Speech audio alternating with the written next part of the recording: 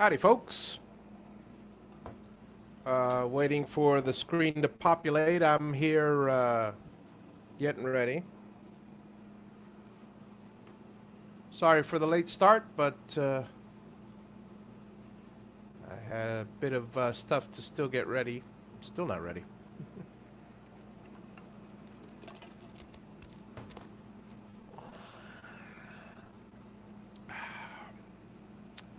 And time to do a little bit of what shall we do today?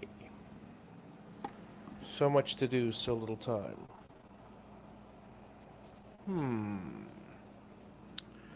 Let's bring in one of the boxes and we'll work on that. Hey, Philip, how's it going? I'm just, let me go to one of the different channels here. I'm still setting everything up here. Okay.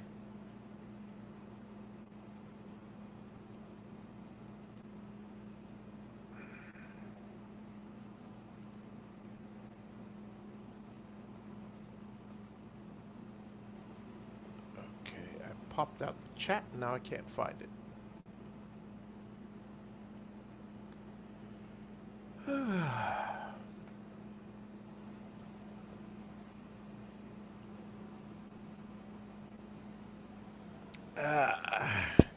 Day was pretty uneventful.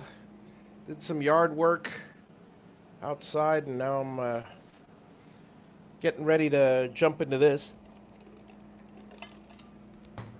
Let me grab one of the boxes, and I could start working on it.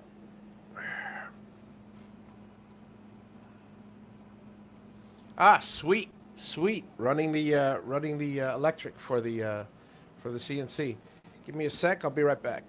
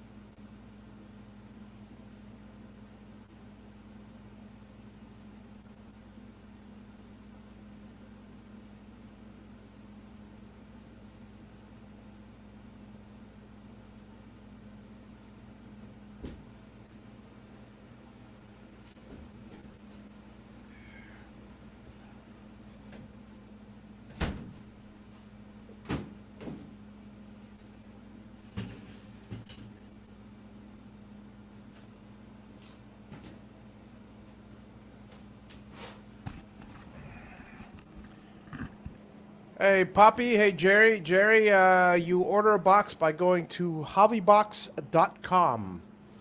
That's, or Javi.com/store. Either one.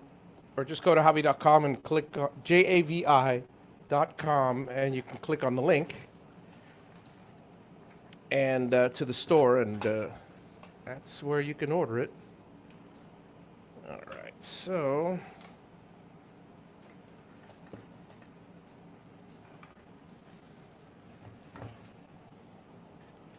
work our little magic here. I was in the middle of finishing this one.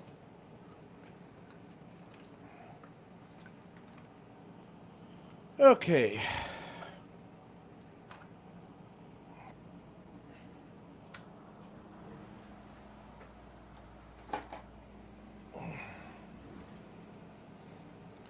Power supply. See, that's the problem with being interrupted, is now I have to check the wiring and double check that all the wiring is correct.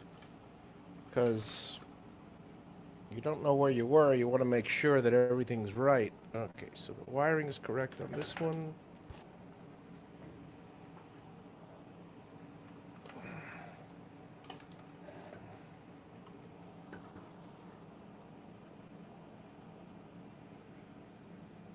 Supply. Make sure the supply is set to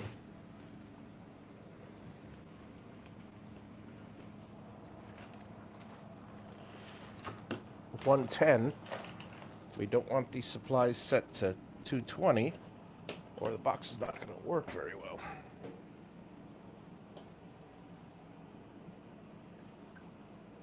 And it's set to 110. Yep. Just in case. All right. So now I've got 1, 2, where are they?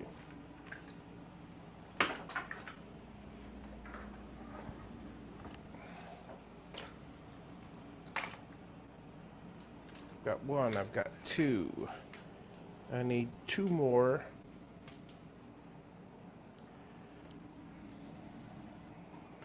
And I'll get them right now.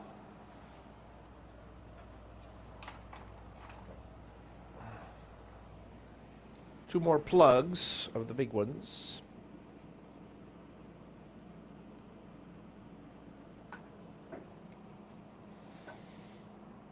And start connecting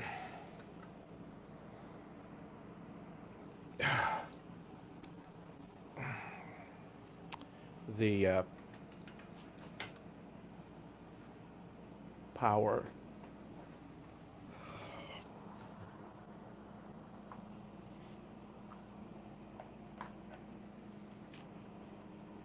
And I've got one of these reversed already.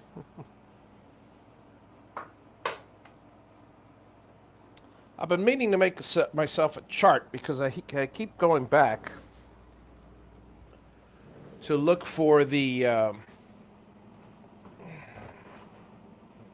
I keep going back to look at the boxes for the order. I mean, I have the order memorized, but I just keep going back just in case. Ground is on the end, positive is inside.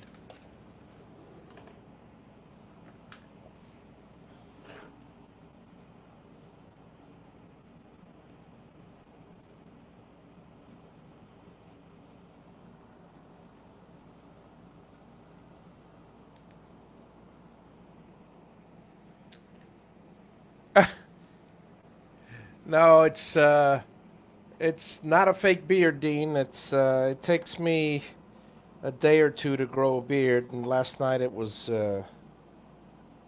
just about fully grown, but you didn't see it because I wasn't so close to the camera.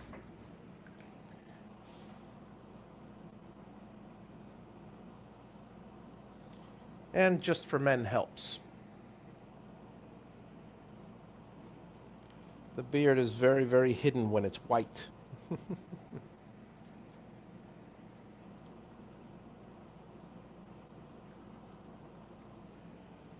All right.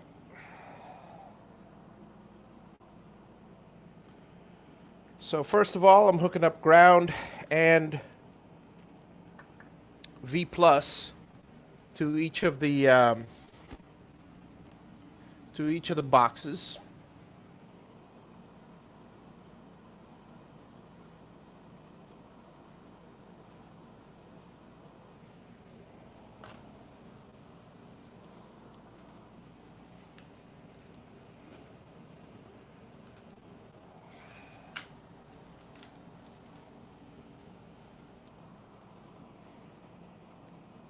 Just for men, it's a wonderful thing. I still got just a touch of vanity. And not really, I don't care. It's just felt like having a beard, so what the hey. For some people, You know, I feel sorry for them. They want to have a beard, and it takes them weeks to grow. And I uh, I left my house clean shaven day before yesterday, and or two days ago. It was Thursday. 3 days. 2 days before yesterday. Whatever. And hey, Ed, how are you? And my wife's not a fan of beards. And to tell you the truth, most of the time I'm not because they tend to get a bit itchy. I gotta shave twice a day or the itchiness comes. But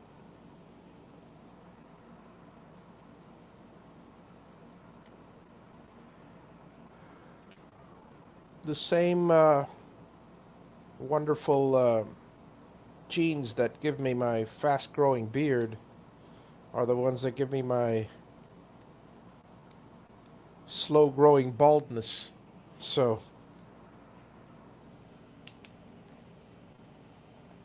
between the two, I'd rather have the other.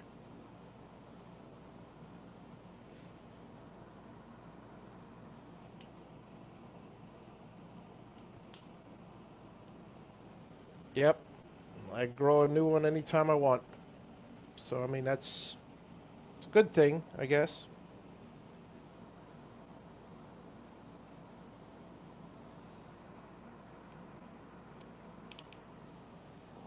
So, the other day I was out here and I was. Still hurts. I was out here and I was working on a little internet project during the day here and setting that up. And I go to reach for a box, and I had this one of these Harbor Freight. Ow! Damn, I did it again. Harbor Freight magnets. It's one of these steel bar magnets, you know, with a stick on it. And it was, I guess it must have been either on a shelf or on a box. Well, when I went to grab the box and pull it, the magnet came down, must have fallen about 3, 4 feet, and the corner of it hit right here on my hand and on the this area, and it's, you know, there's a huge bruise, and it's I, everything's fine.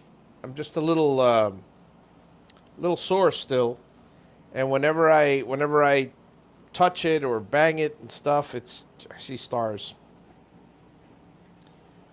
I'm usually pretty good about not getting injured, but well, it happens. All right, that was that.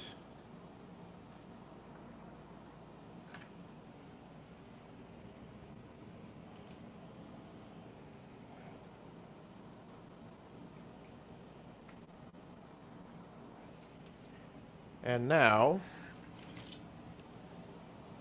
I hook up all of these things to power. Yeah, I dropped an F bomb or two. I was with nobody in the room, so I figured it was okay. And that's very rare because I don't like using them. But yeah, it was not fun.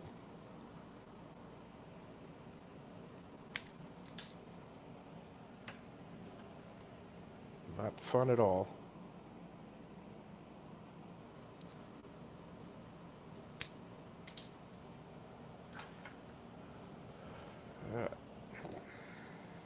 I was worried I might have fractured a bone or something like that, but I mean, what am I going to do? I'm certainly not going to the hospital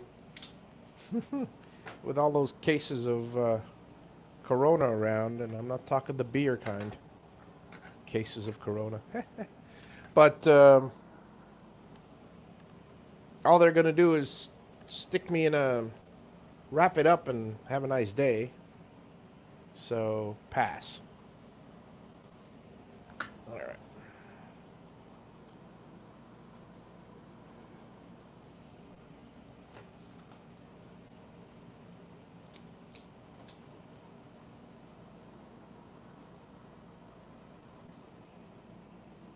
So we're putting red together. Ooh, fingertips in one hand in a hydraulic press. Ooh.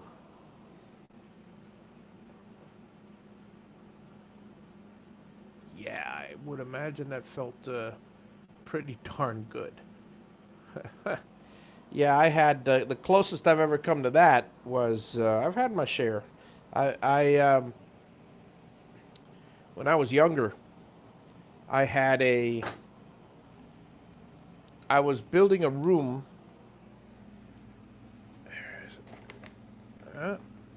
Come on, I know you're in there. I brought all my essential tools. I was building a room in my. We were building an addition to the house, and my dad said, I don't know, it must have been about 16. My dad said, "Look, I'll lend you the workers, and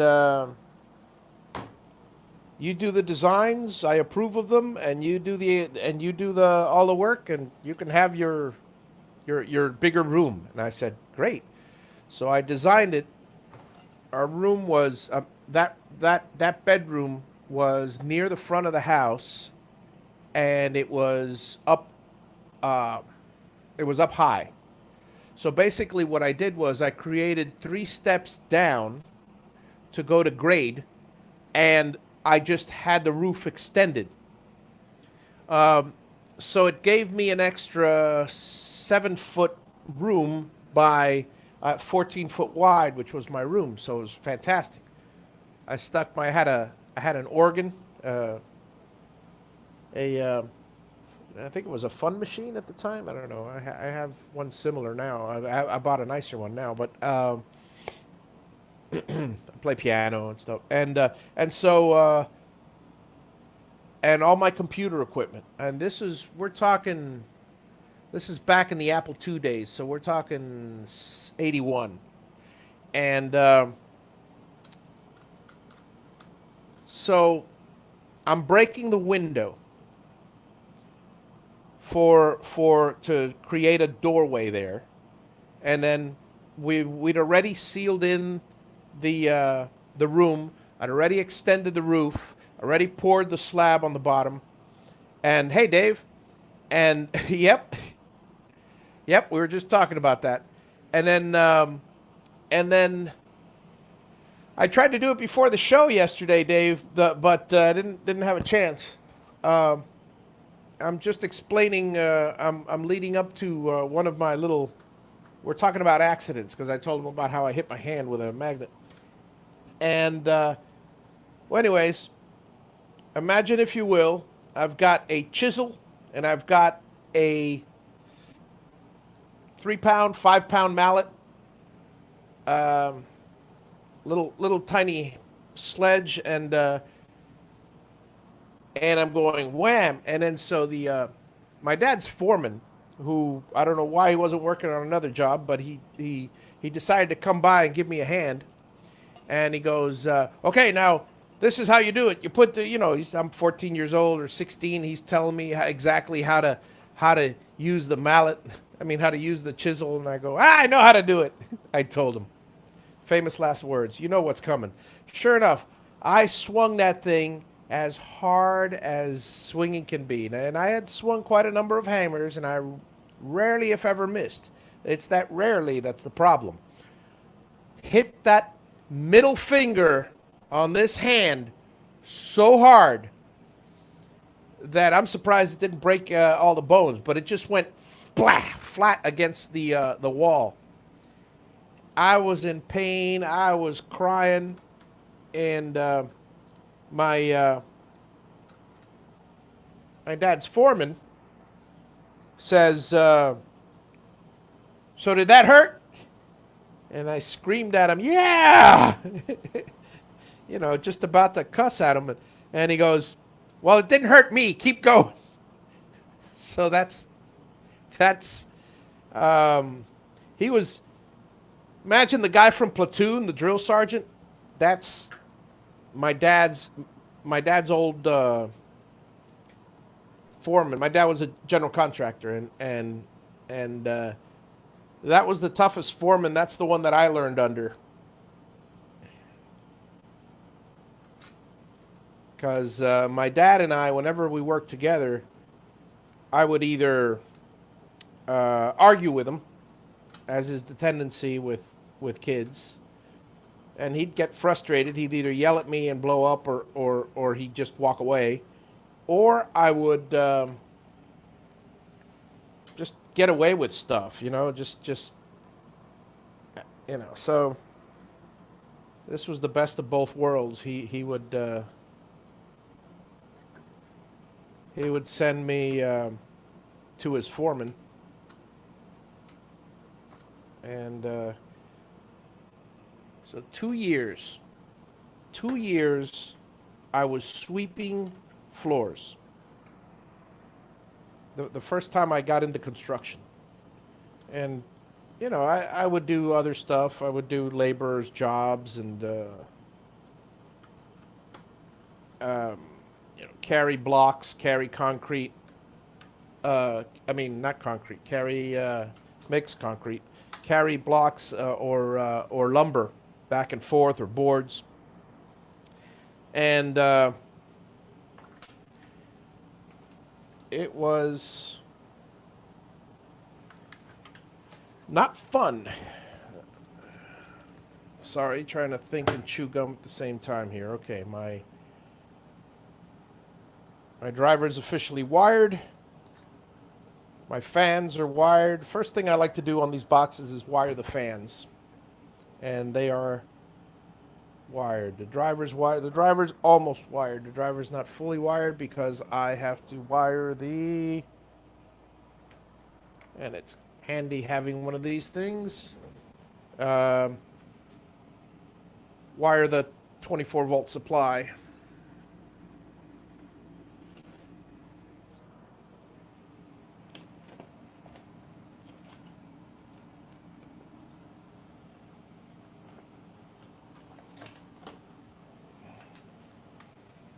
I could do it with some small wires.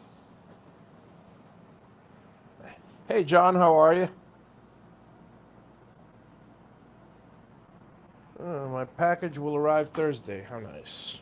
I hope it does indeed.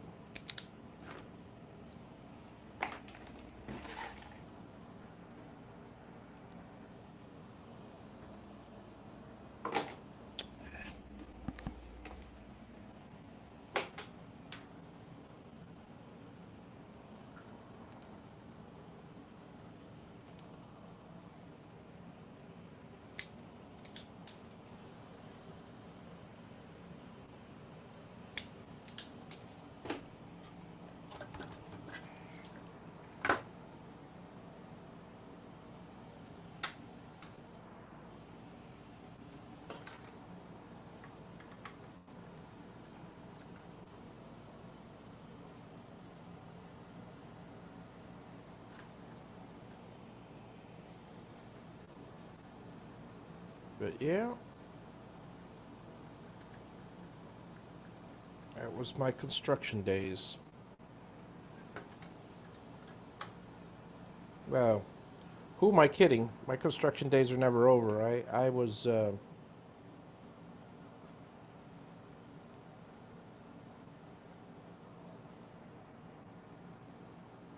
been building all my life, and actually, for those of you not caught up, I'm at a property in Central Florida. If you watch my channel, Make Room for Javi, from episode 17 on. Episode 17 is when I bought the property.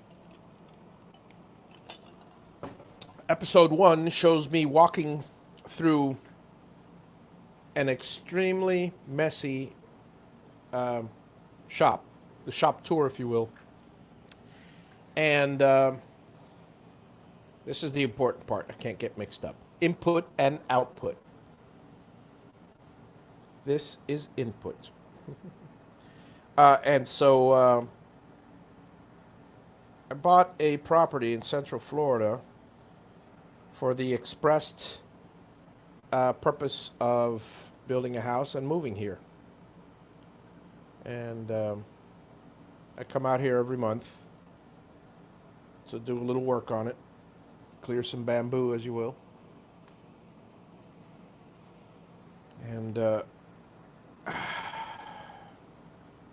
that's always fun.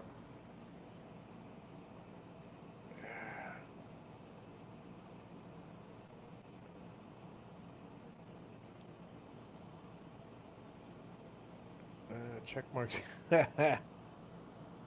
Yeah, yeah. Dads tend to do that. If you've crushed your finger enough,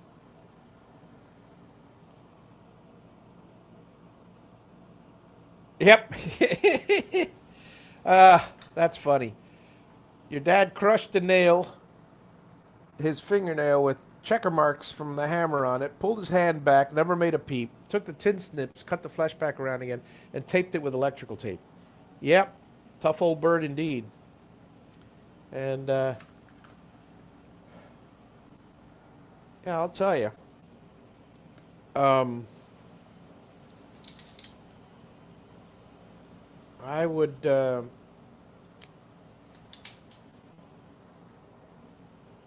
I'd be in tears if something like that happened. Well, I wouldn't. I mean, it's like when you're younger, you cry and you scream and you bawl and you yell and if you're old enough, you curse. But when you get older, it's like, what's the point? Who are you gonna get mad at? It's like I want to get mad at myself, but I'm not gonna get mad at myself. I'm the only one who did this. Have no one to blame. So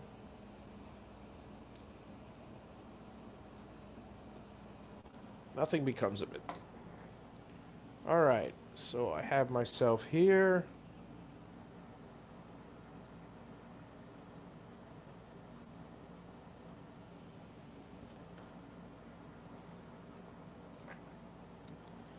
Come on, people.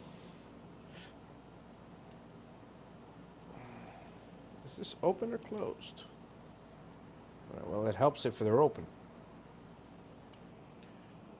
That's the thing I don't like about some of these are open. These little connectors. Some of these are closed.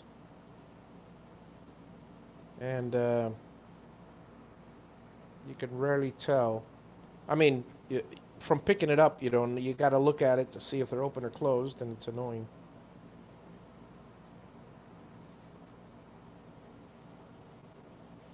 You want to spend time.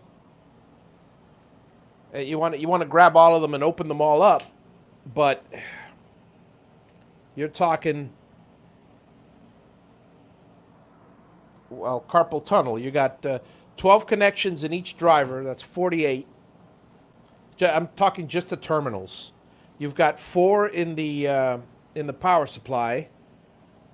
That's 52, and then since I got to grab one of these because I'm going to need one, you've got probably another 20. Let's see, 3, 6, 9, 12, 15. Not that side. 15, 18.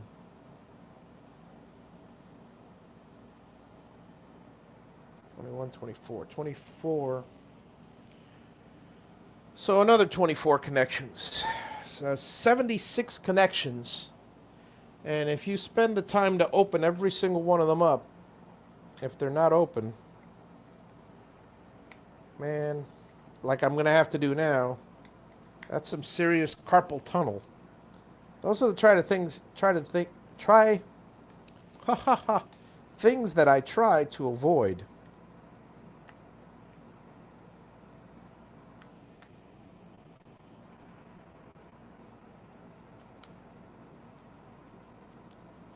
I have somewhere, and I have to find it, my little, I think I have it here, come to think of it.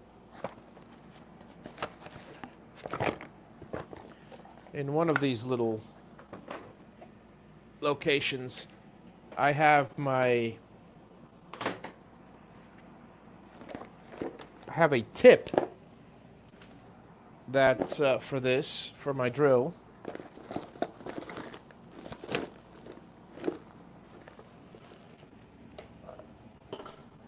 I bought it on purpose, so I didn't have to do this for these things.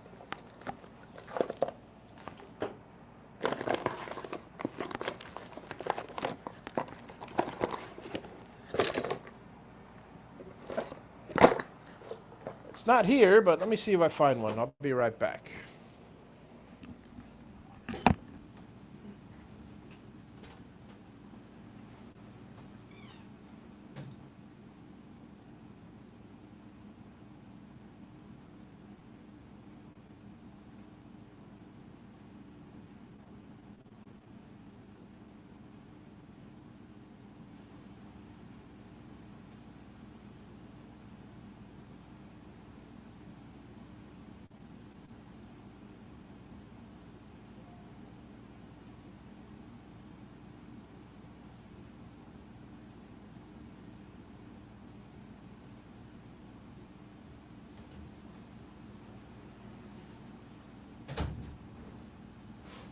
I think this one may be too big.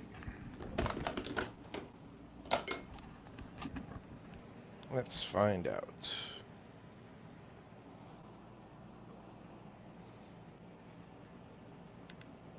Just right.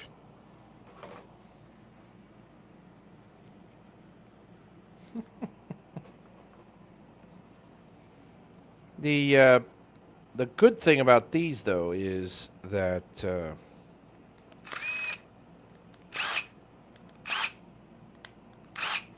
you can't overextend. You could close them too much, but you can't overextend them.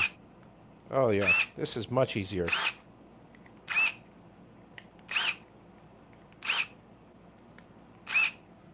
Nice, fast, quick, and I'll see you later, Dean.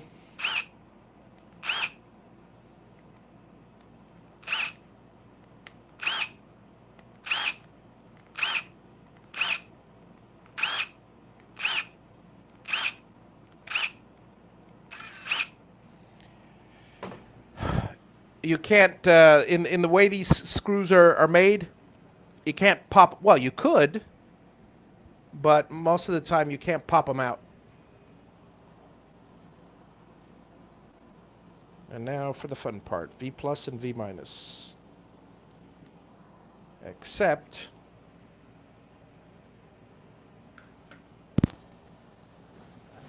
this is the part I got to think about. Okay, because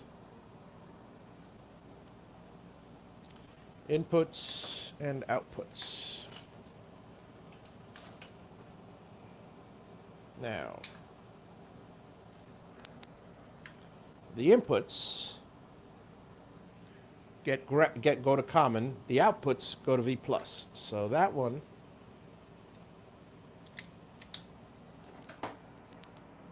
goes with this one.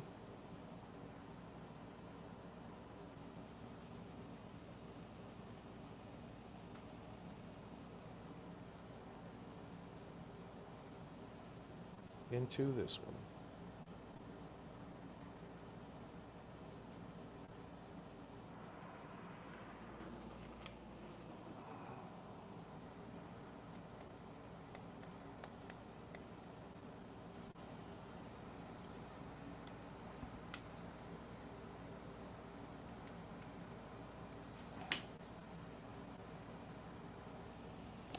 Yeah, see, I don't like how they go together, so I'm going to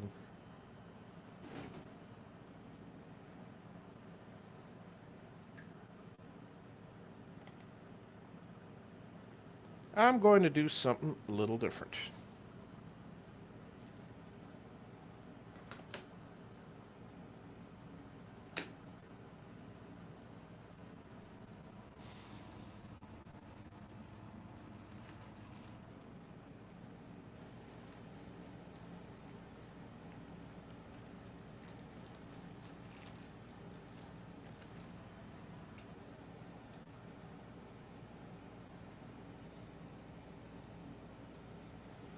Very important. The ever important heat shrink.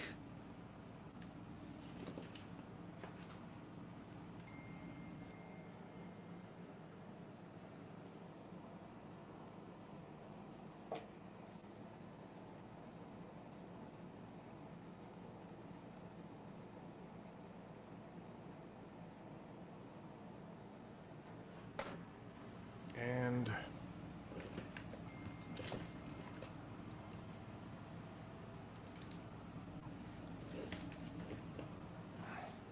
wish I had more space back there so I could organize this desk a little better.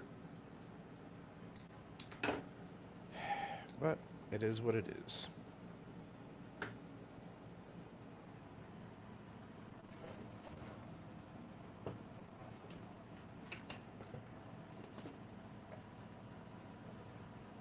Warm up the soldering iron.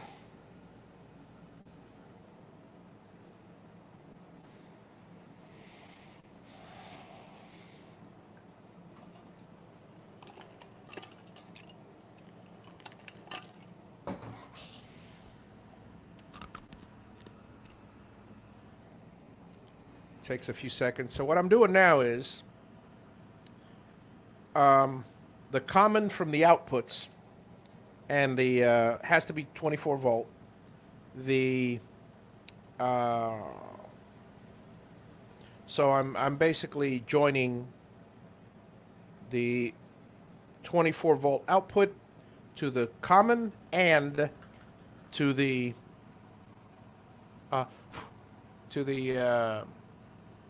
24 volt input on the board, because the input is needed, rather the V plus is needed for the inputs.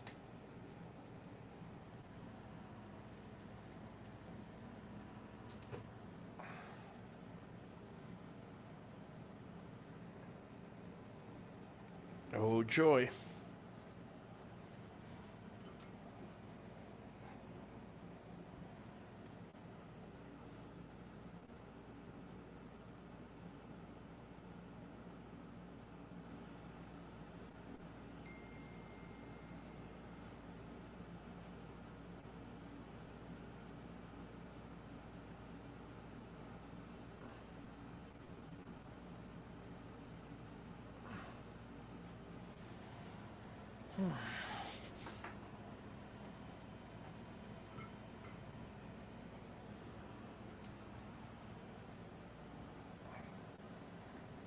And of course, make sure you have your heat shrink on there first.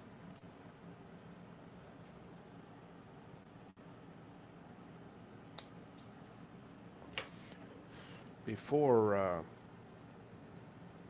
you do anything.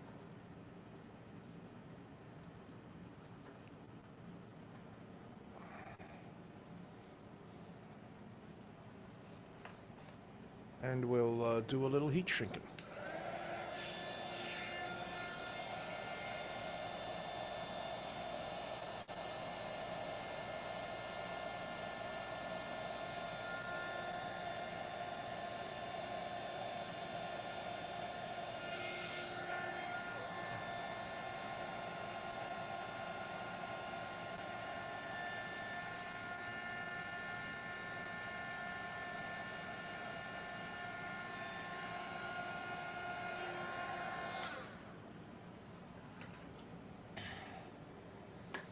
Ground has to be the same, because the ground takes... Give me a second. It's been a couple days, and then you forget. Well, this goes to common, this goes to ground. There is another ground involved. Ah, yes, of course. How silly of me. The ground for the spindle connection.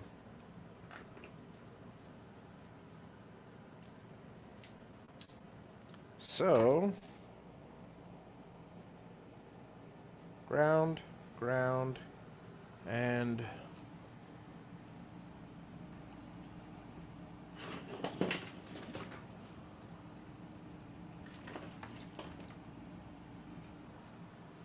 as soon as I can find another ground wire.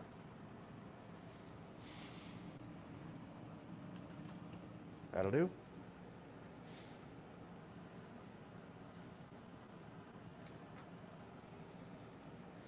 Yeah, as soon as I finish this box, I'm going to do a little bit of clearing up the desk there. I'll probably grab out the solder pot and tin all the wires. That's always fun.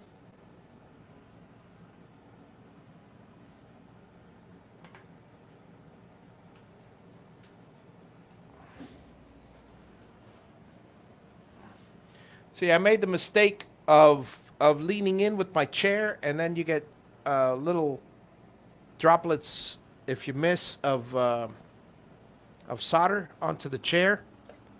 So I learned, sit on the tip of the chair and slide it back, because if not, it tends to be messy.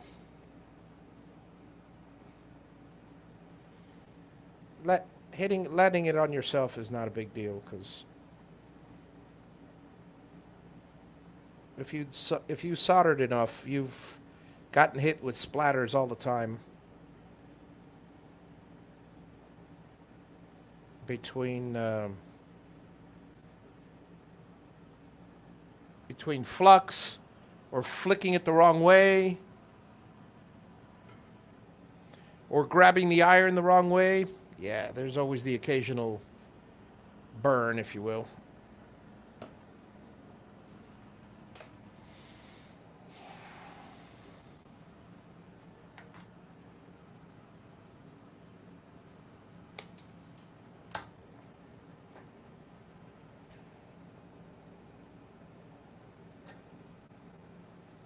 And if you guys have noticed, I did not bring in my heat shrink like I should have, which would have been a mistake if all the wires had been connected to something, but luckily one of the wires is bare. So, let's bring it in through that.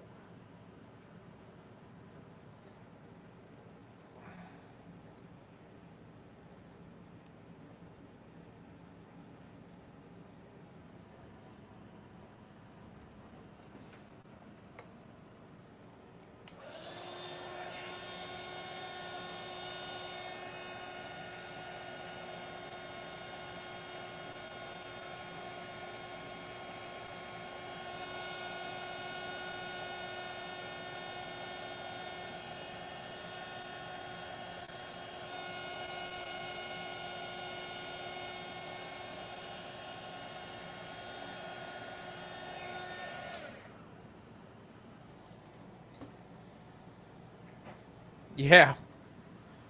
Yep. I've done that a couple times, but in the past, I got to tell you, ever since, I mean, this having the iron on a holder is fantastic, because you don't have to worry about grabbing it the wrong way. Okay, so let me make these the same length.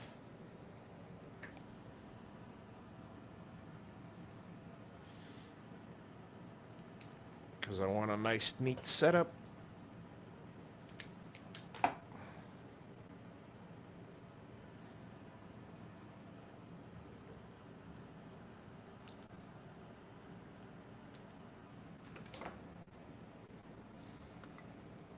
Make sure there's no little splinters on that thing.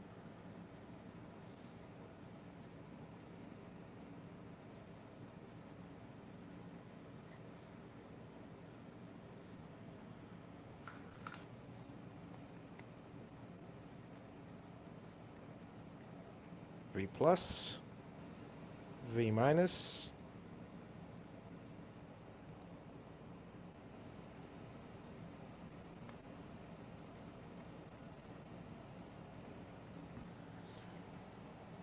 DAC, which is this one.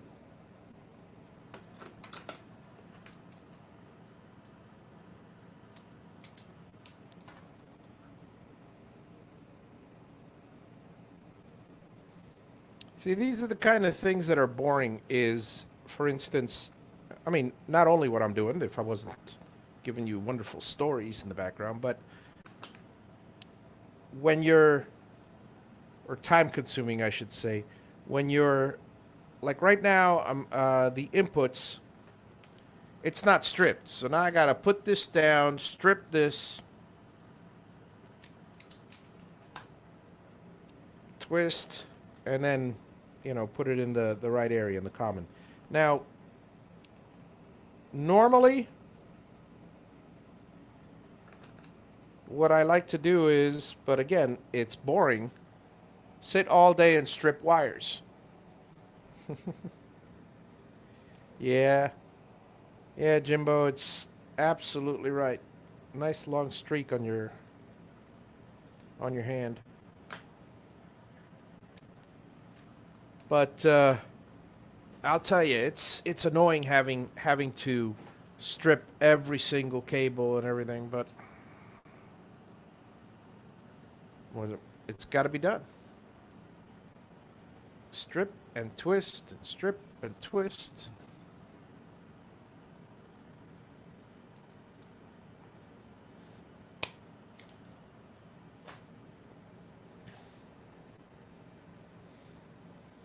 Yeah, some people told me 231 connections only. That's a piece of cake. I could do that in under an hour. Yeah. I'm willing to place that bet.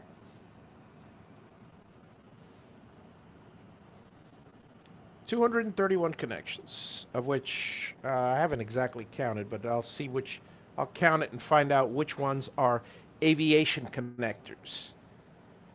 And then I'm willing to put some money that you can't do it in under an hour.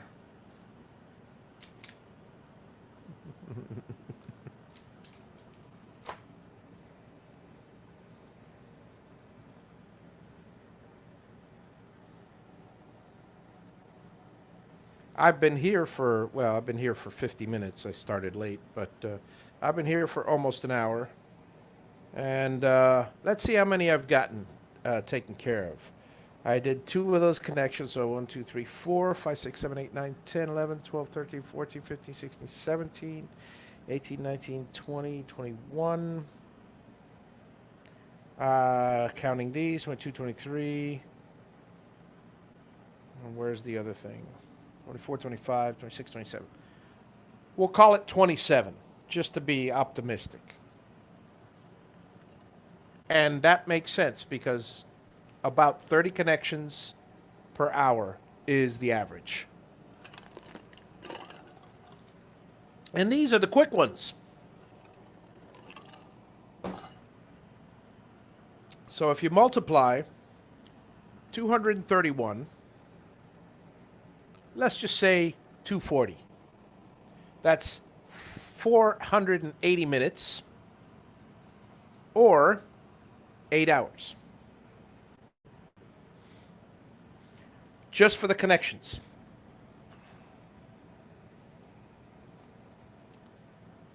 And that does not include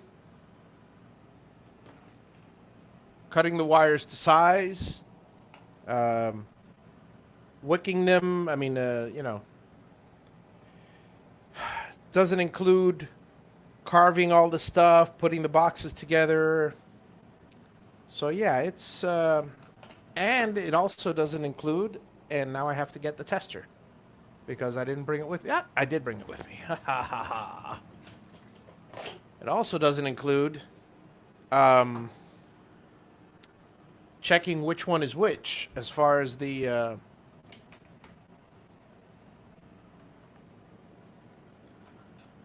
I have to put the proper outputs to the proper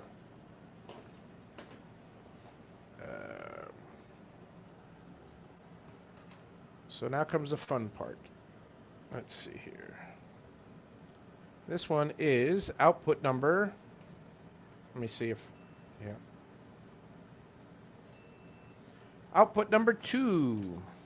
Input number 2, sorry.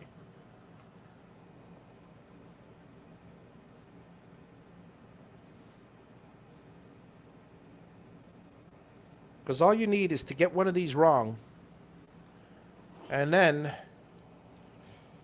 you're talking about having to do this inside the board, because once you assemble it, you wire it first, then you assemble, because once you assemble it, it's a pain to get the wire in there. You need either very, very small fingers or long needle nose pliers, and everything takes 2 or 3 times as long.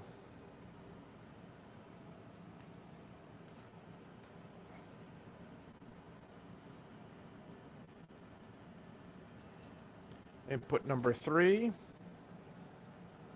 Luckily, by process of elimination, I only have to test 3 inputs.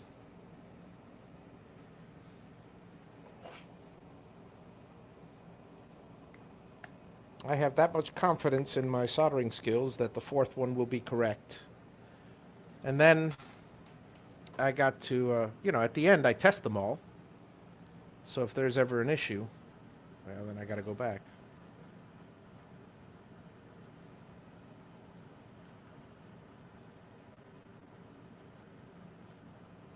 Okay, come on.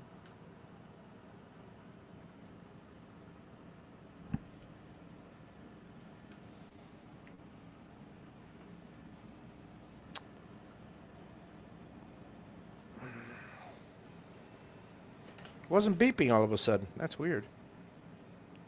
I know it's either 1 or 4. And sure enough, it's 4. All right, have a good one, Troy. I'm going to be on for probably till 3 o'clock, and when Mark goes on, and then I'll switch over to watch him for a while. I expect that I'll have the box done by then, I hope.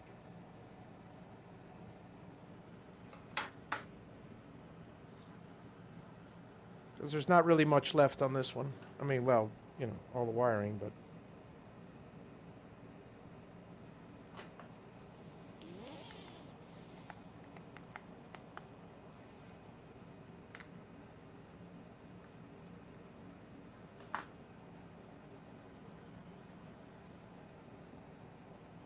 blood flow is gone from my fingers.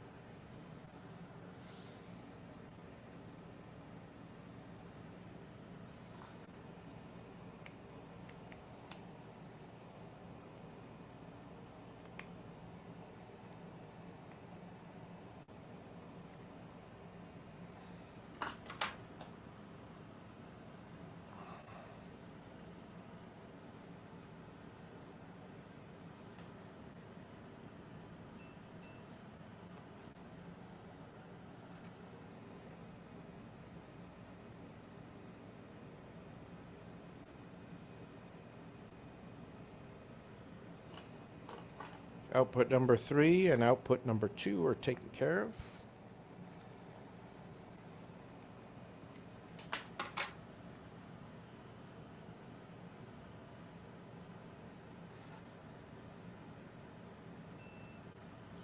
This will be 4.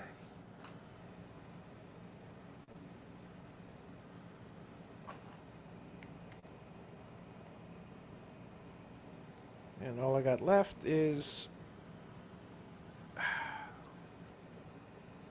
1.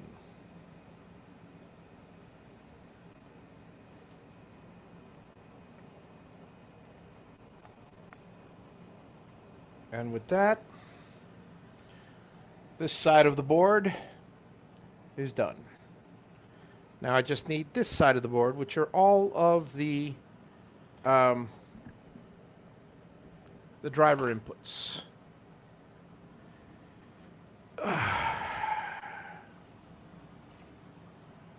Such as this.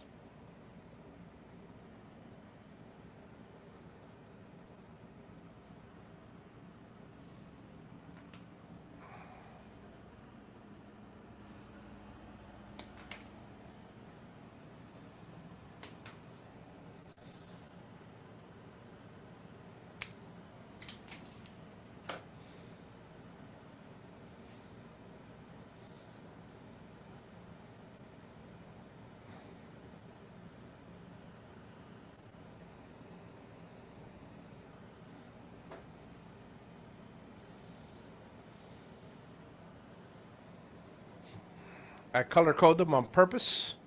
This is red for X, and therefore, because these are too long, let me clip them a little.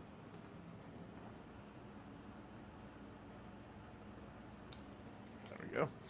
Red for X, and one of them's jumped, which will be ground. Or rather, +5, sorry. So look for X +5. There you are. And these are all open, I hope. Why don't they look open?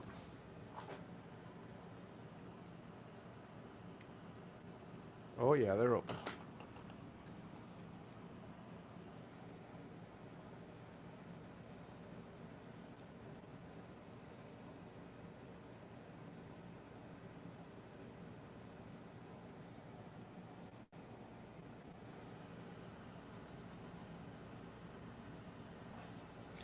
Blood flow is going from my hands, so I gotta shake it every now and then.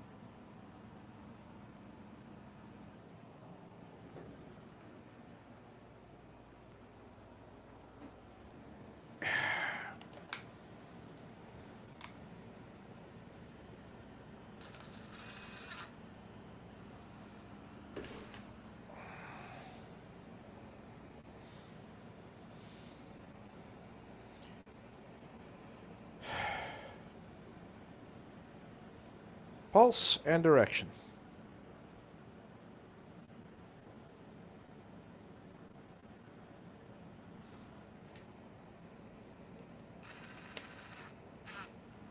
Don't get pulse and direction mixed up or it's going to be a problem.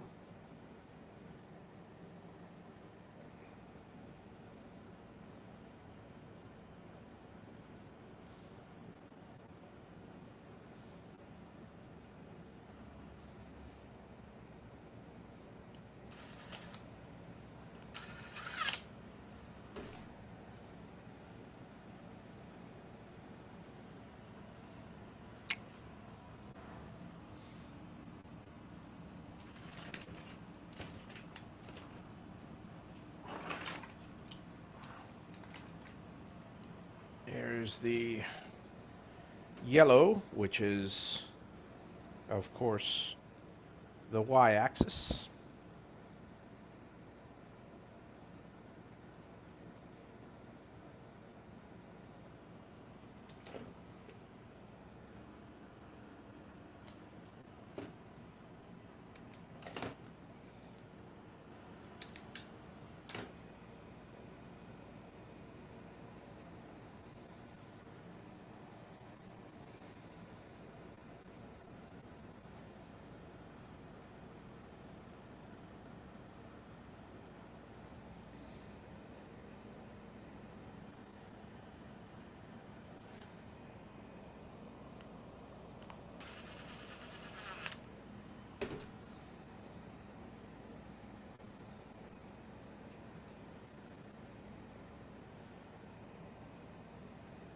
Pulse.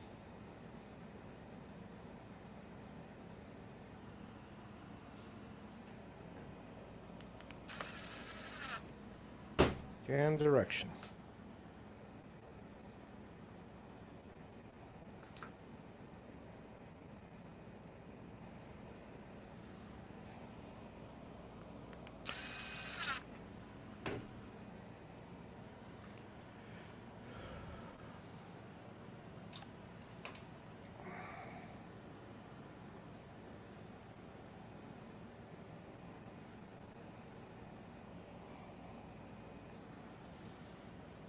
And we got the Z, of course, which is normally green, but I didn't have any green wire at the time, so for some of these boxes it's black.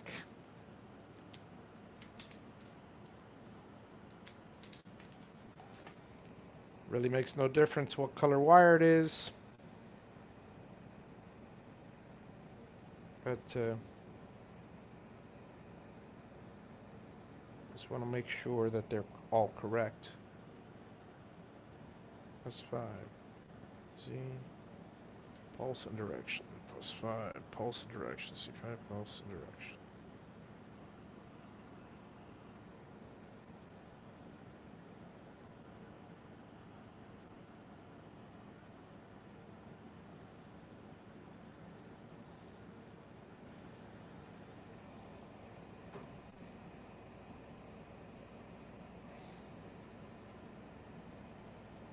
All three at the same time, Javi? That's just crazy talk. Well, let's find out how crazy it is.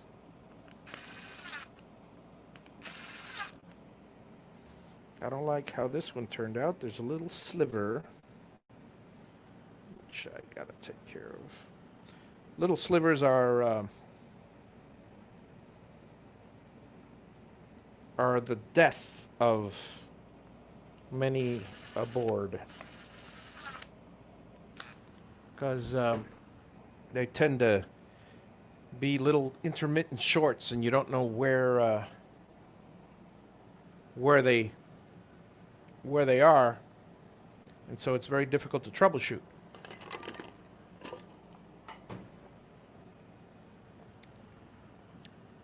And the only intermittent shorts you want are when you're with a girlfriend. So, just saying. Just saying.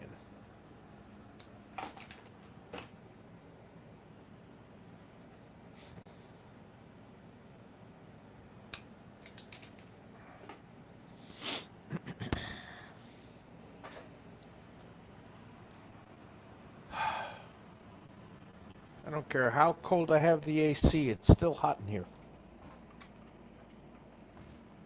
Luckily, I got a little fan. One of the projects I have is to do the where did I put that little screwdriver? There. It's got to be buried under here somewhere.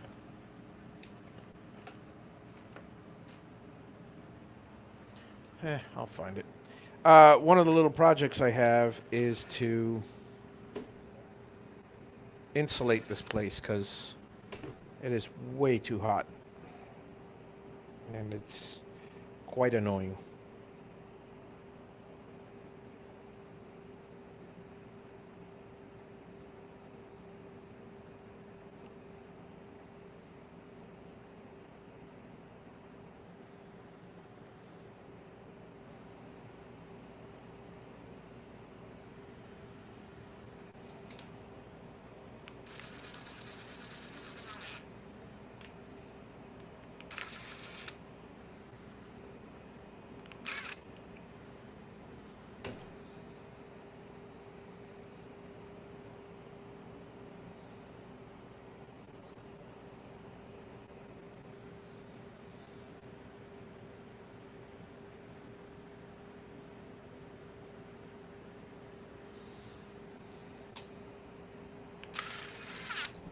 Ow!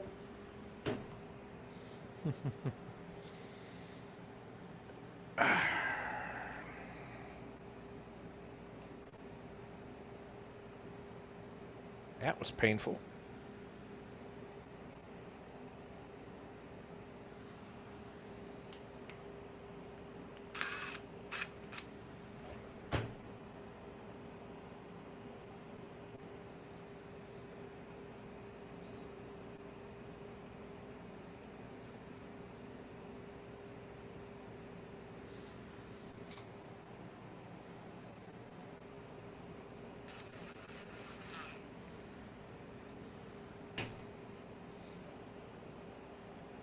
All right. So we're good with the inputs. Now we got to connect all the motor outputs. And with that, believe it or not, we're done with this box.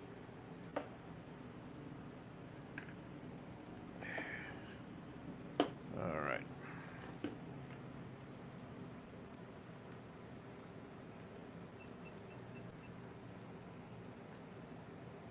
Okay. All the connections there done. Now I've got these. 1, 2, 3, 4. There we are.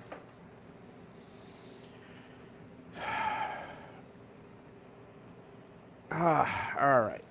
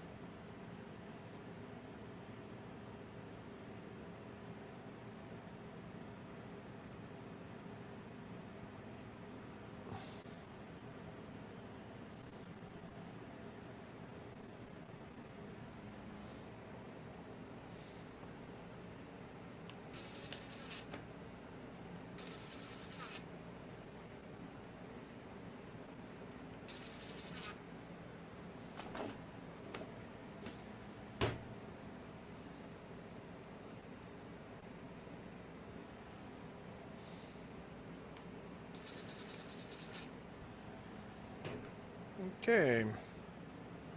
One down.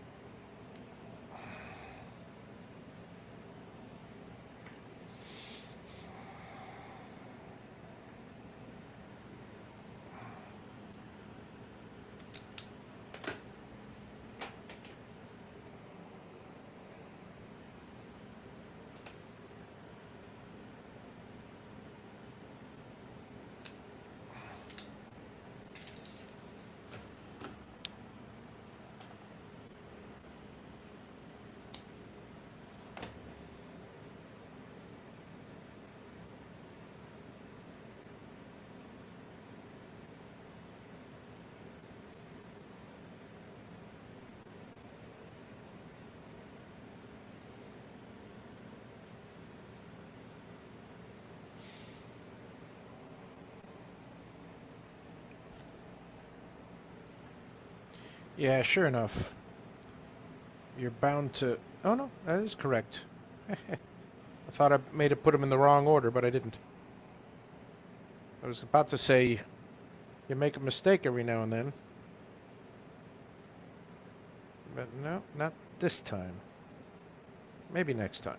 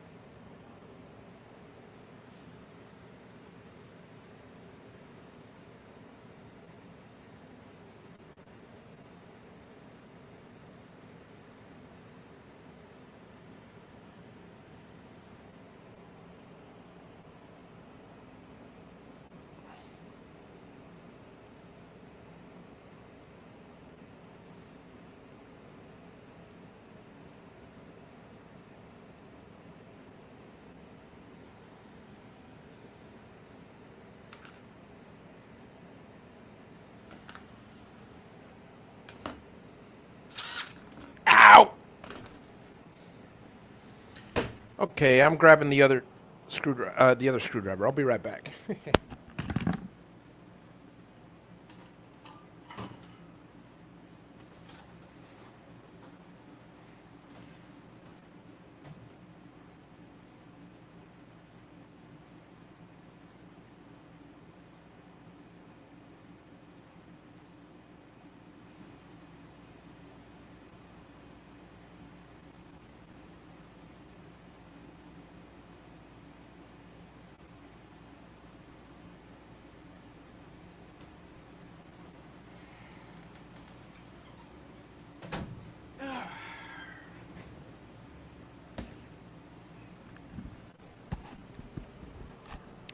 The hammer drill driver is a wonderful weapon, but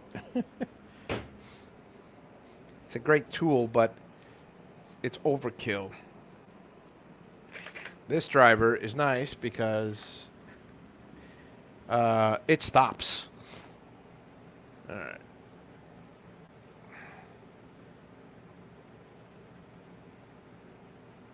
Without twisting my arm off.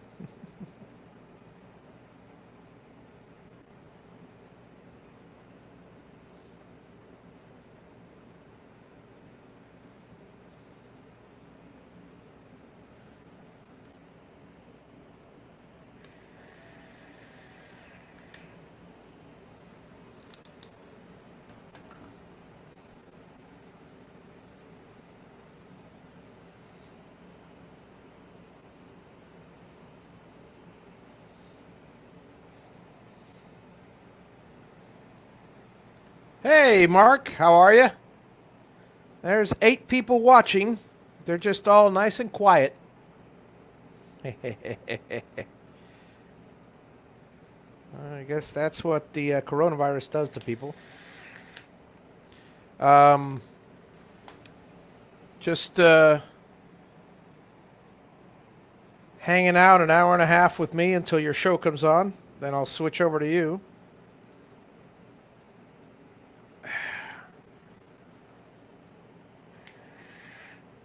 Okay, come on. What do I got to put this on? 3 to torque? That's too little. That's good. All right. Funny part is, by 2 o'clock, I should have this box completely built.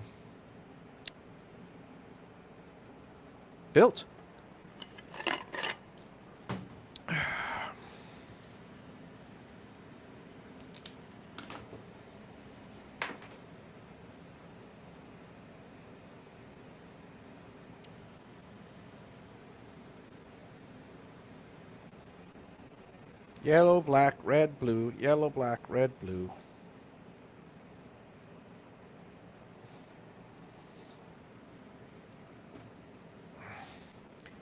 If you want to pop in, I'll send you a link.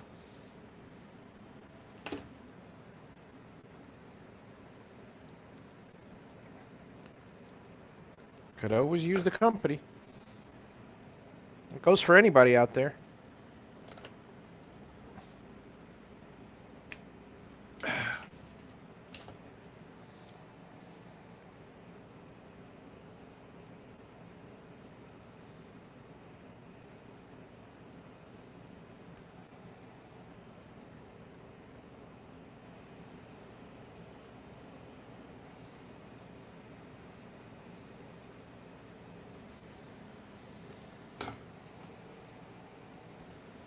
All right, sounds good. Hit me up after your lunch, and I'll send you the link.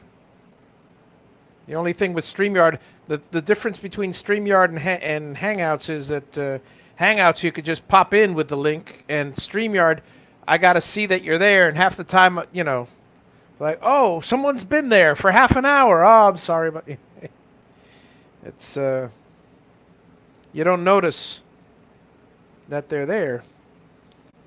That's why I want to make sure to send you the link when I know you're coming.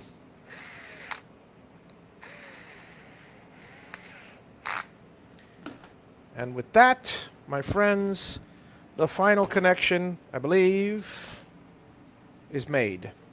Yes. Now it's time for final assembly.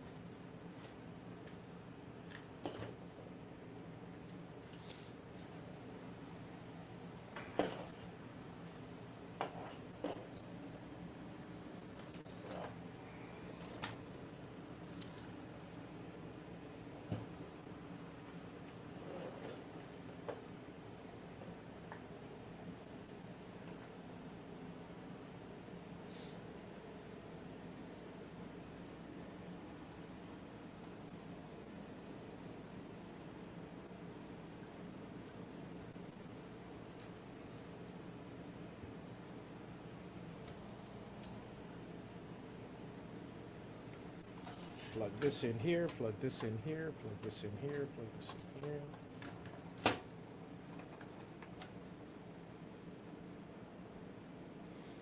Make sure all the dip switches are set correctly.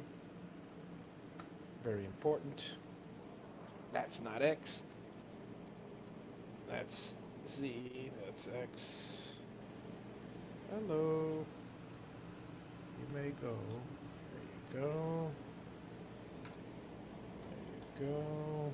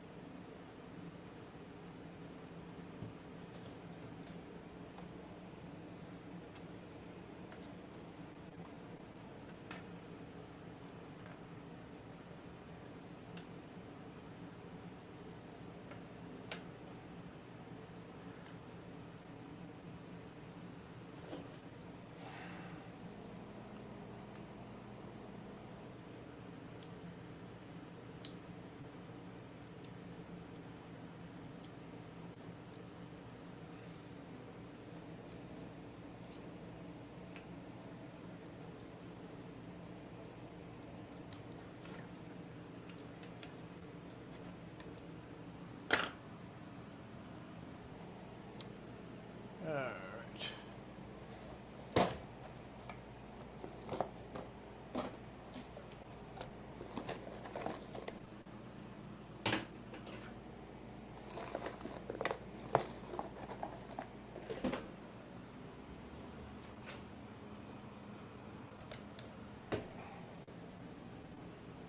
And now for the little screws.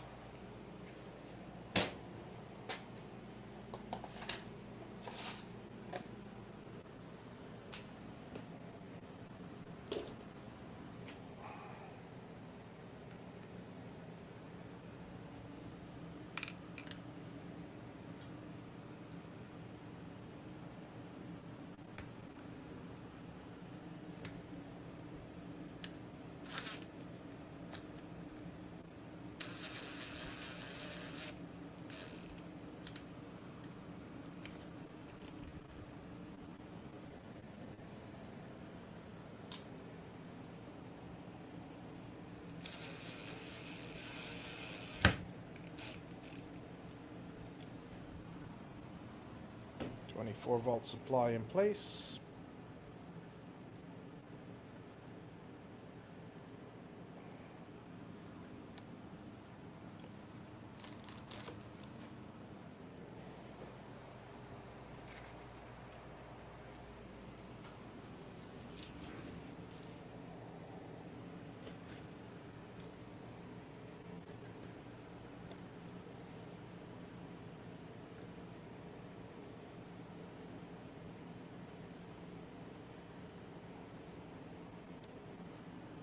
Little wire management.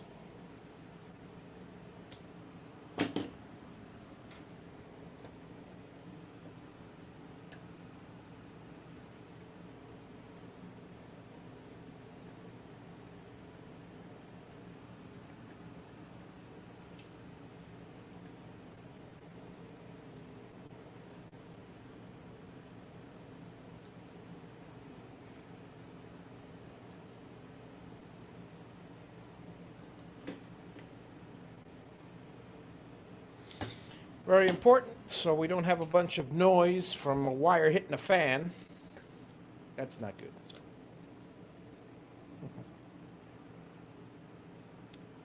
All right, that's good, that's good, that's good, that's good, that's good. This has to connect down here.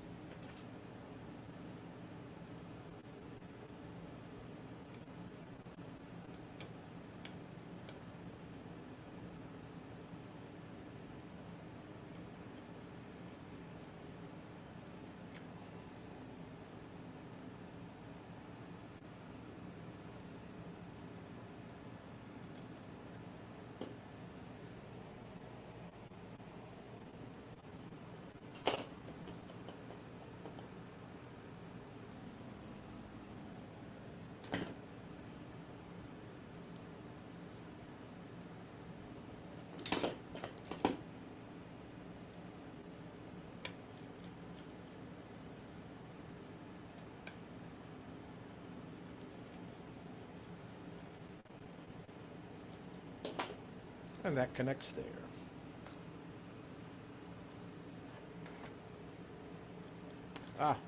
Before we put the final one in,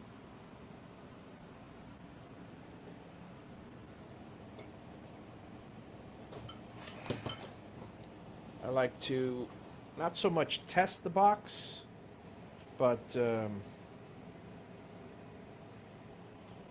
adjust the power supply.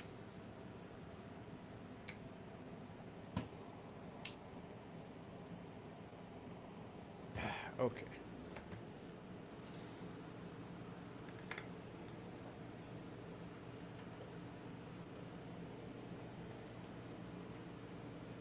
Red goes, Z goes here, red goes here, red goes here.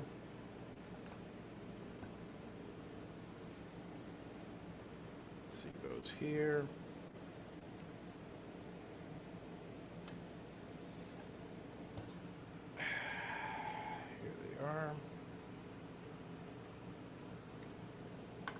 Yellow's on the end, and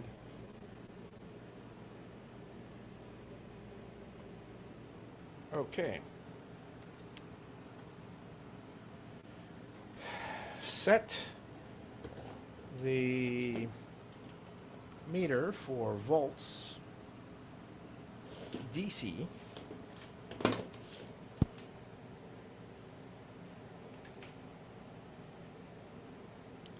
And see, these 24 volts of power supplies come set to 5 volts stock. So I turn the switch on, power's on. I'll check all the lights now, but it's 5 volts. So I basically have to take and adjust the screw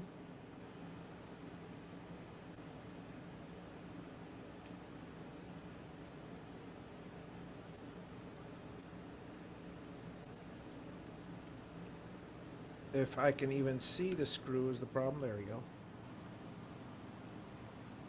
Until this thing, 12, 13, 14, 15, 16, 18, 19, 21, 22, 23.5, 0.6,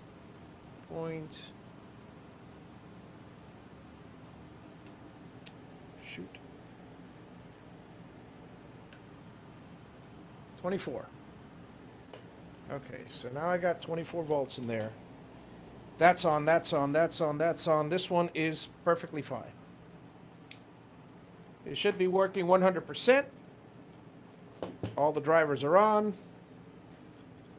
All I got to do now is pop this panel in whilst I connect the, put the little, at the same time that I put the USB connector through the panel, because they both can't go at the same time. All right.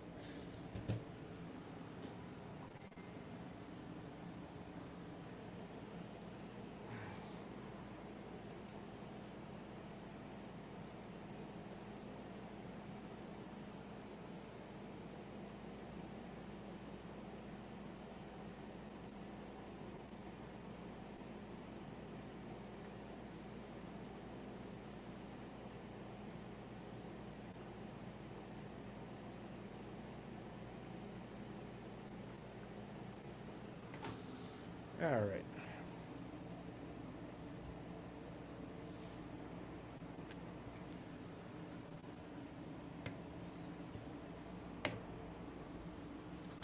Okay. That pops in fine.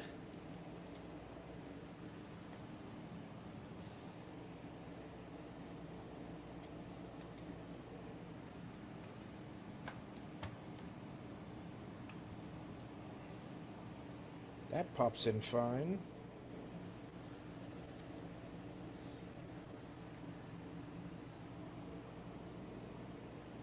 Make sure there are no wires trapped underneath, which there are not. And final assembly has begun.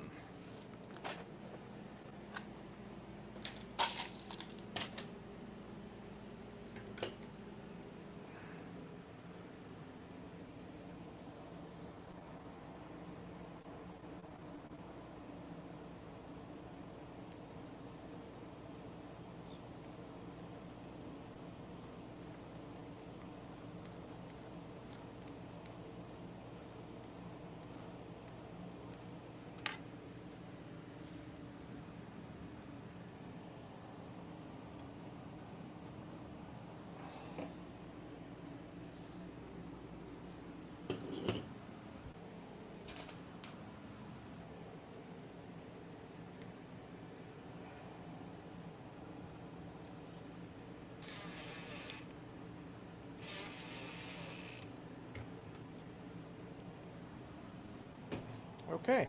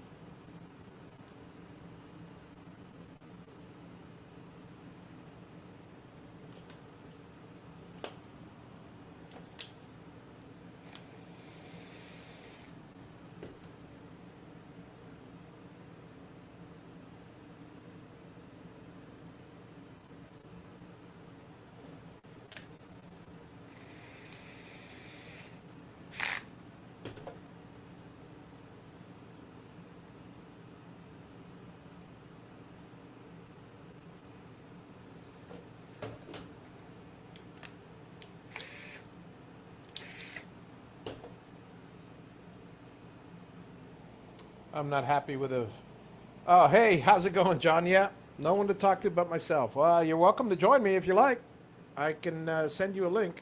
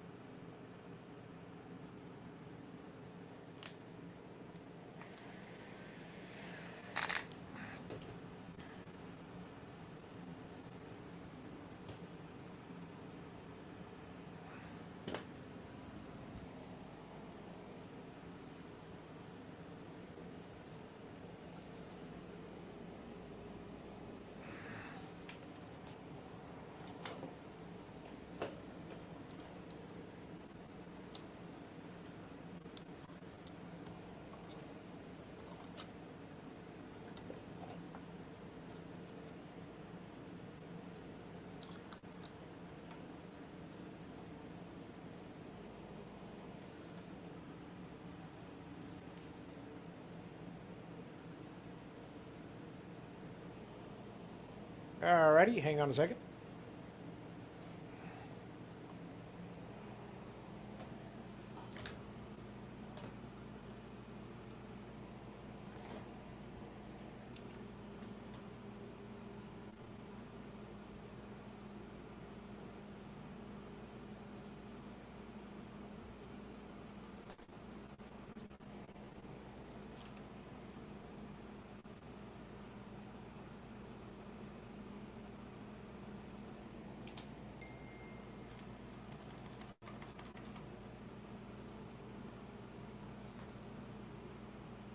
Trying to find you on my. It's wood if I could. Hang on.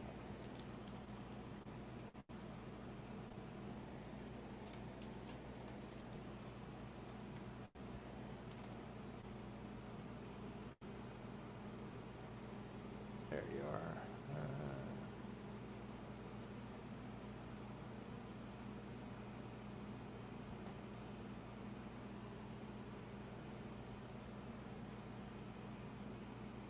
I got a bunch of different wood if I could. John, do me a favor. Send me a message on Messenger.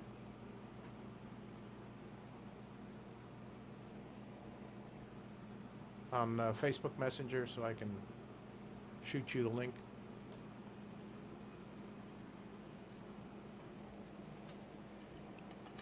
More Diet Coke.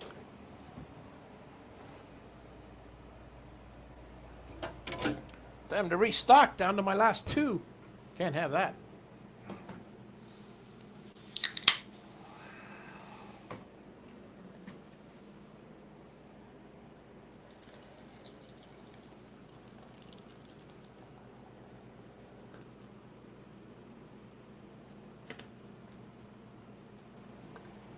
Oh, here we are. I can find you over here.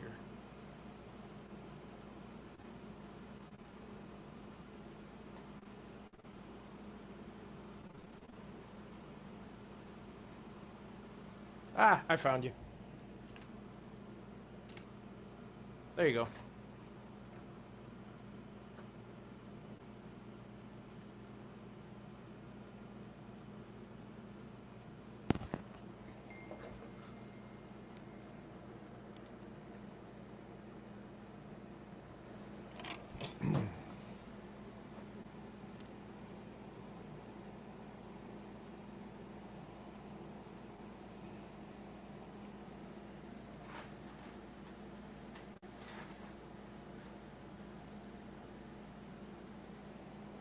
Oh, and there we go. Hey, Javi. Hey, John. What are you up to? Oh, nothing much. You got a Building fan? boxes. You got a fan there? Yeah, let me just turn my. Yeah. There we go. Ah, much better. There we go. Yeah, I just finished one of the boxes. I'm here in the final stages, as it were. Neating everything up and checking the connections, making sure that they're all nice and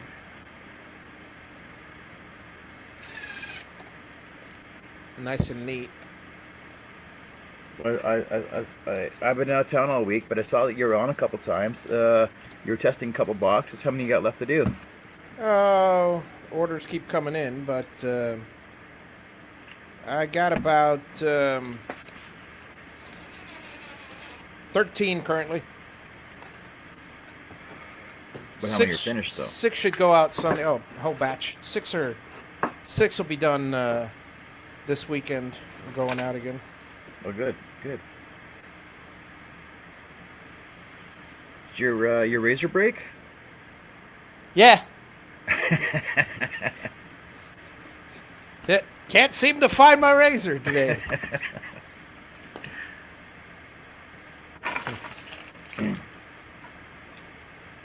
Yeah, no, I was talking with Mark and Patrick yesterday morning. Yeah. I was still at a job site, but it was just too cold. I had to phone the boss, tell him to cancel it. Yeah. And got home, and then I was on with last night with Charles and Dale, and I saw a bit of JP, that. Yeah, and it probably snowed about another foot last night.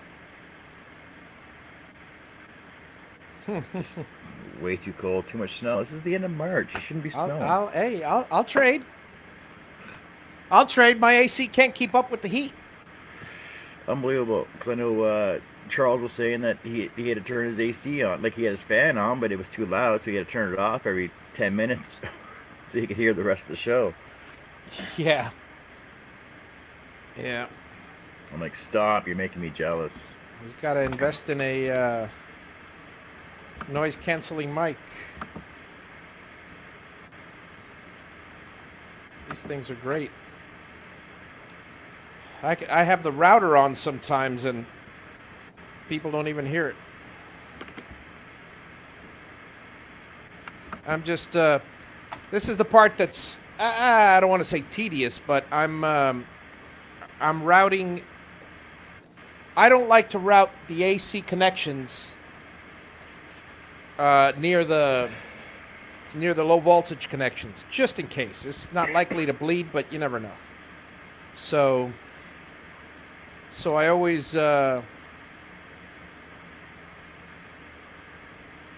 put them separately, you know, in a different pattern. Well, like even when we're wiring up our LED signs, you just use those zip ties with the screw hole attachment on top of it, and Right. just run them on the outside edge. Yeah, I got a stack of those, but I mean, there's no place to mount them over here. Or you could always use that coil cable wrap and just lay it on top too, though. I was thinking about that, but that just, I mean, I'd rather do a few zip ties because I don't want to add any more expense to the box. It's, you know, it's a hobby box, so it's. Oh yeah. It's I want to keep it as inexpensive as possible. As it is, I'm sacrificing 21 hours.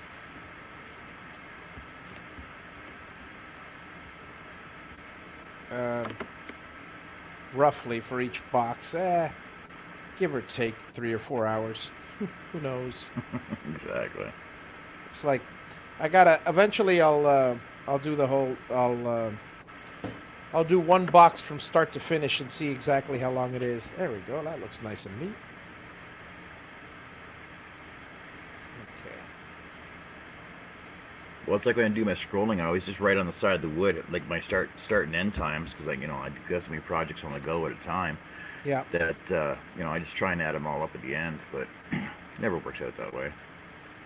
Yeah, I'm usually very good about estimation, but this isn't like my normal businesses. This is just.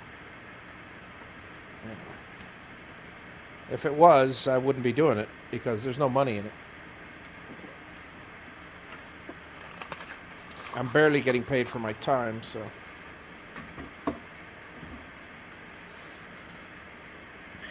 We can't get all paid. We can't all get paid $1,000 an hour though. I can.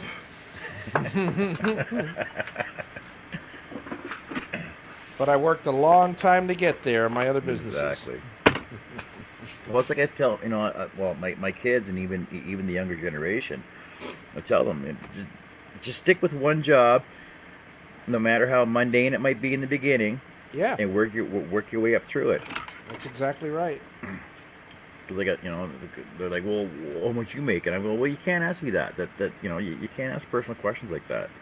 Yeah. And I said, but when I did start doing what I'm doing now, I started at $8.50 an hour. Yep, and I started at $1.75 an hour. Yeah. So, ain't said, no one could tell me that I didn't work my way up. That's for sure. Well, exactly. Like, I've been doing it for 27 years now. Yeah. So, it adds up.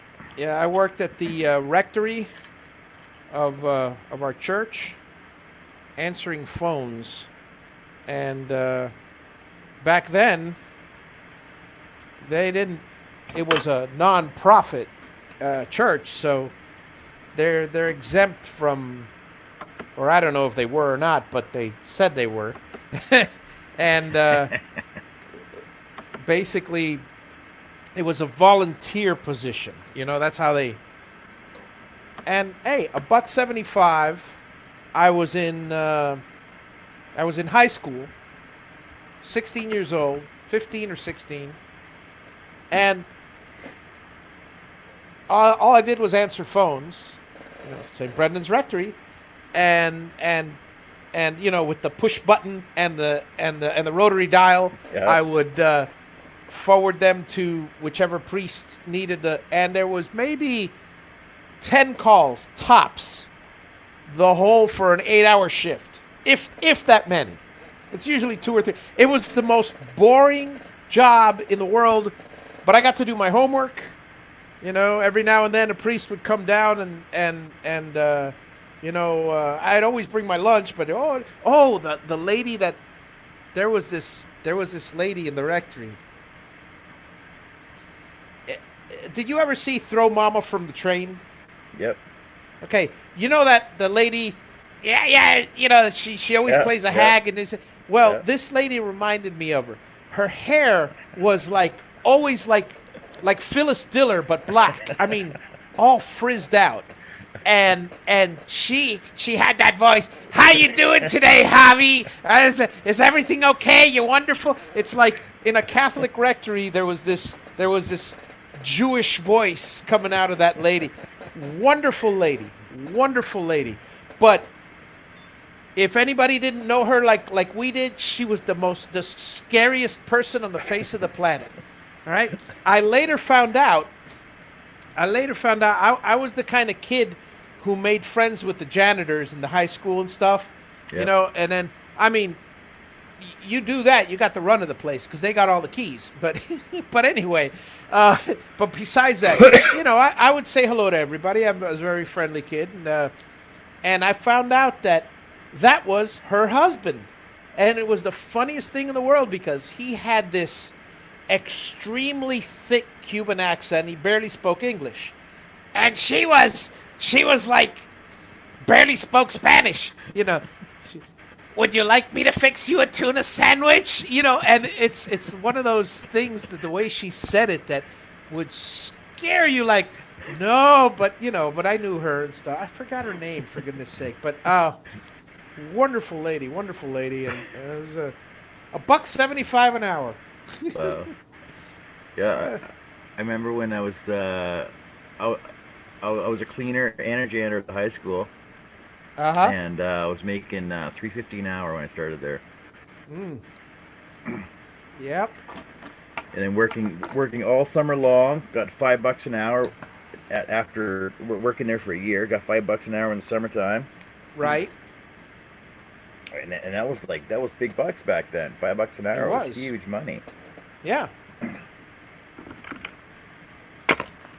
That was back when smokes were $2 a pack. Smokes. Yeah. Well, I basically equate everything, to compare your hourly wage to a pack of cigarettes, right? Because if you work 1 hour, you get 2 packs of smokes. That's an awesome deal because you sell them for a quarter a piece out back. right? Yeah. The back smoking area. You're rich. You're rich after a week. Well, I cannot relate to that because I don't smoke. Yeah. But yeah, that's funny. But now it's like, okay, you work 1 hour, you can buy a pack and a half of smokes. Yep. So the economy's the rate of not really not economy the cost of living has gone up, but Right. yet your hourly wage is still pretty much same as Well, a pack of smokes, right? I hear you. I hear you. What's frustrating for me is one thing that I always found annoying. I guess when I was a kid, I mean, my parents basically and my grandparents, everybody bought houses. I mean, they were well back in the '60s. We're talking 25,000, and that was pretty steep for back then, if you will. But the house price was the equivalent of one person, maybe half or a quarter of one person's salary. Let's see, my dad. Let's see that the house. Let me see. The mortgage. I mean, the mortgage would be maybe a quarter of your salary. Yeah, So it'd be 1 week's worth of one person. yeah, In today's day and age, I mean, I had a couple of young friends of mine that just bought a house, and they're paying $2,000 a wow, month, wow, and that equates to, I mean, half of two people's salary. I mean, average. yeah. I mean, it's crazy what the prices of real estate and everything have gone to. But I mean, you know, $2,000 a month for a mortgage. That's got to be $1 million house. no, Well, up here it would be. So yeah, now, like it's our well, more, that's just it. I mean, we're talking. I mean, I'm talking Miami, so we're talking a 200 and 200 and sorry, a 400 to $500,000 house, yeah. which in Miami is average. I mean, See, but then again, down there, a $400,000 house is $1 million house up here, yeah, yeah, and same then here. I mean, I'm here in Lady Lake now, and I mean, for $500,000, I could buy 5 acres,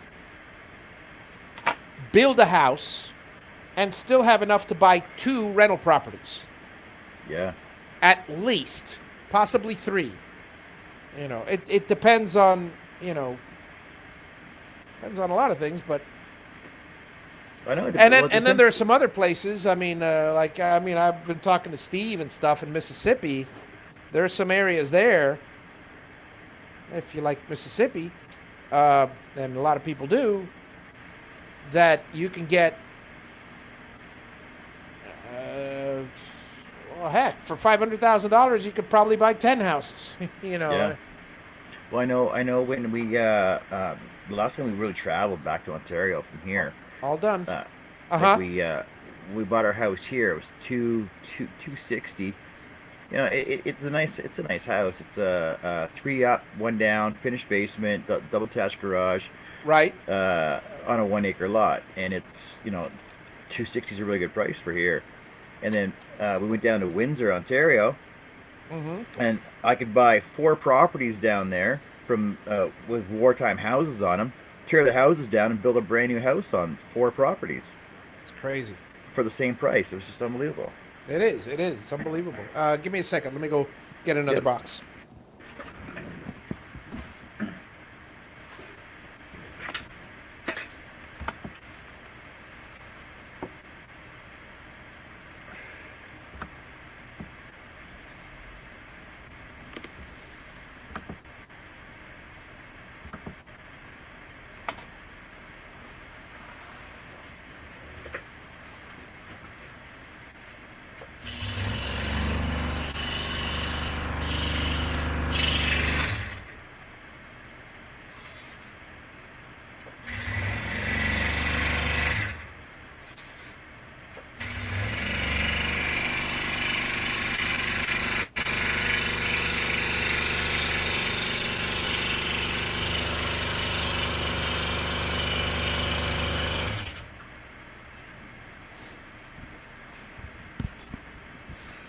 completed this one the other day, but there are some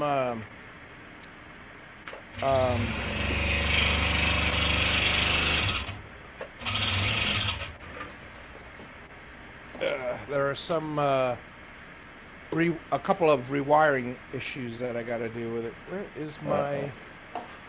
Yeah, it's there's a part that I rewired. I mean, when I initially built them, I put a few of them together, and there was a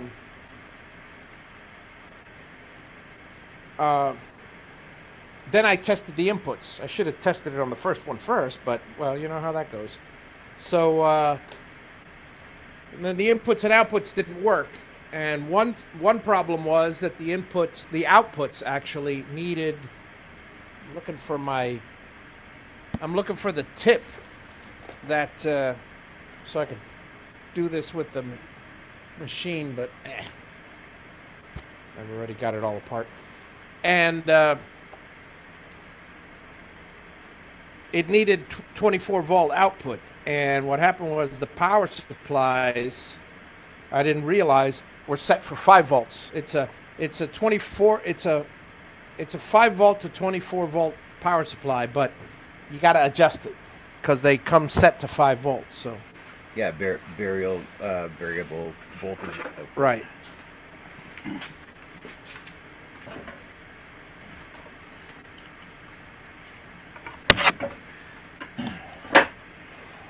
So you're wearing shorts and a t-shirt, and you're hot, and you got your AC on, And the fan down here because the AC can't keep up with the I got to get some insulation in the in this thing. Yeah, that's a module treader, right? Yeah, it's a container. Mm-hmm. Yeah. Shipping container. Yeah, see, and me, I got a t-shirt, denim shirt on, got my long johns, got 2 pairs of socks on, shoes, jeans. You know, I got to tell you, I would love to be in that scenario. Yeah, you say that now, but you come up here for a week and then be like, oh my God, I got to go back to Florida. No. Well, it depends. I'd love to have that weather down here because, well, it depends. How cold is it? Right now,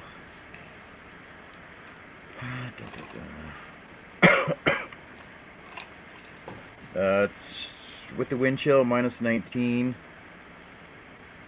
So that's yeah. I'll take this weather. It's -2 Fahrenheit. Yeah. I'll take this weather. I'm good.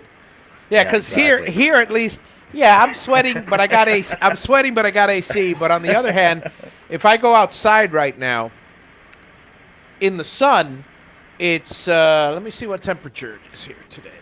Today is I don't have my temperature on here. Oh, let me do it the hard way. Weather.com.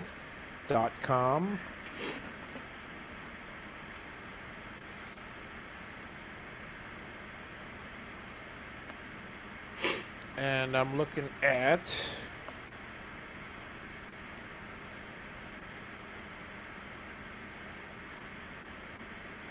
hello. Oh my goodness.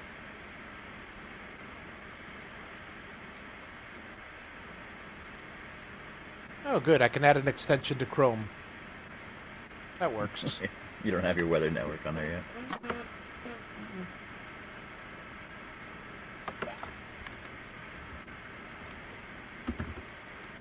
Okay, 88 degrees. Okay, so it's 88 degrees. That's plus 31 here. Yeah. It's Holy a high of crap. 91. See, and like plus 31 is basically our average summer temperature up here. But I will tell you this. In the shade, we're looking at in the shade we're looking at 70 degrees, 72 degrees, and I've got nothing but shade with all the trees. So Yeah, that's a good temperature though. yeah, put this differently here. There we go. I gotta do a background. Oh, actually, let me see. Ah, there we go. That's what I want. Dave taught me that one. 72 is a nice temperature, though. Yeah, 72 is real comfortable. I mean, you know, it is for me anyway. Yeah. Okay, everything's nice and neat. And it's a shame I'm going to have to make it messy. Because it's wired incorrectly. I mean, almost incorrectly. Part of it is fine. Well, it's like in December. In December here, it was minus 40, and that's minus 40 in Fahrenheit too. Yeah. And you know, I'm still at working in it. Just gotta dress for it. Yeah. Yeah. But yet, you know, if it was like that down there, you guys would be like, "Oh my God, the heating bill's gonna go through the roof." It would, because we got all electric heat. It wouldn't be able to keep up. Not down here. No. We're not set up for that kind of heat.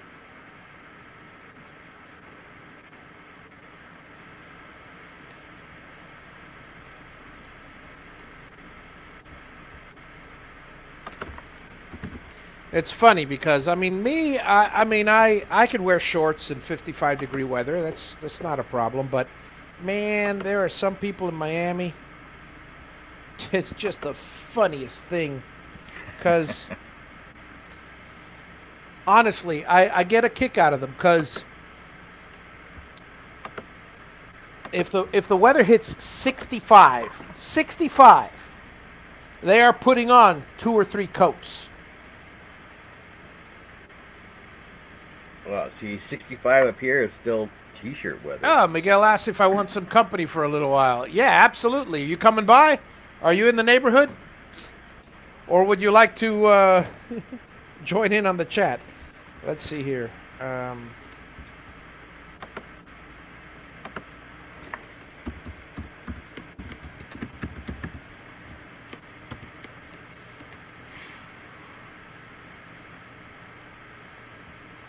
It's my cousin Miguel. Okay, so this one is correct.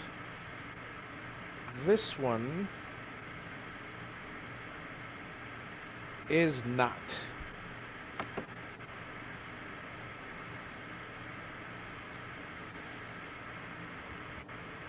Yeah, so I wired these previously, and there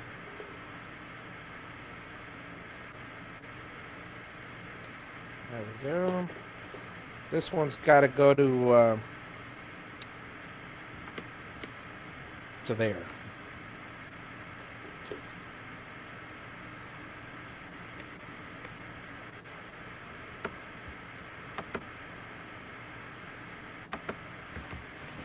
Miguel, you want me to send you a link to join in? Yeah, he says virtual. Yep, it's You're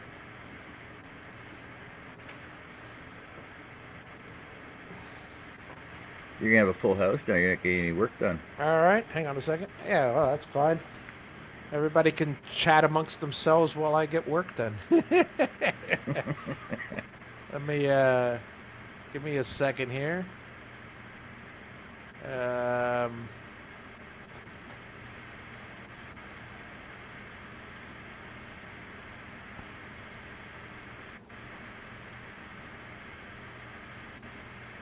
Okay, let me go to my Facebook, see where I got Miguel. There he is.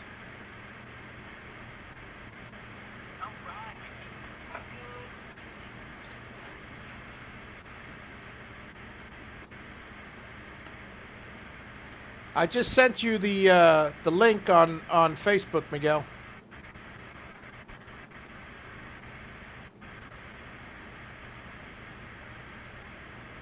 Pouring epoxy on your river table, hey, Poppy? So now you got to go out there every few minutes, and rather every half hour, and just make sure it's well heated, as it were.